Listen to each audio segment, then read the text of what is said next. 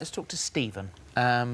Stephen is 28 stone. He says his weight goes up and down. The medication that he's taking is contributing to his weight gain. If he has to go out, he never makes eye contact for fear of what others are thinking of him. Hi, Stephen. Hiya. Hiya. Stephen. So you say you're single and Yep. you are, bottom line, lonely. Yep, and I have been for about 4 years. And so what sort of help have you sought or has been offered to you? Well, just before Christmas of last year, I spoke to the GP and asked if I could get, if I could be referred to some weight loss surgery. That is sort of in the process of being done now. I went for a semi-consultation with my GP yesterday to get the ball moving, because I requested if I could possibly have a gastric band. They then turned around and said I'd be better off having a gastric bypass, which I said okay to, but I had to get weighed yesterday. I got weighed yesterday. I'm 33, obviously 28 stone. I'm 5'2", which gives me, I think it's an average of my BMI is about 70.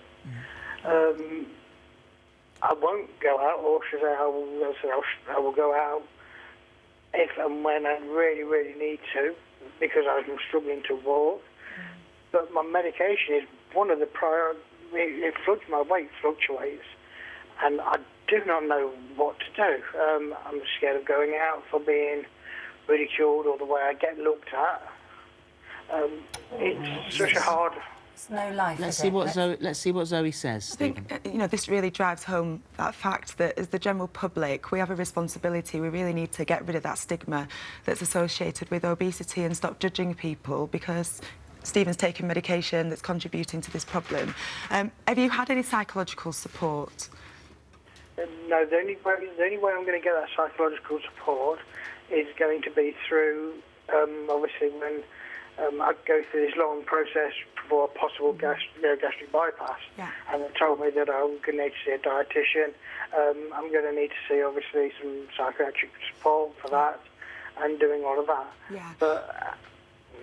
I think you will receive the psychological support. Anyone who's going down the path of bariatric surgery, particularly for bypass surgery, you'll receive psychological support, nutritional support, and you should get some physical activity suggestions, even if it's chair-based exercises.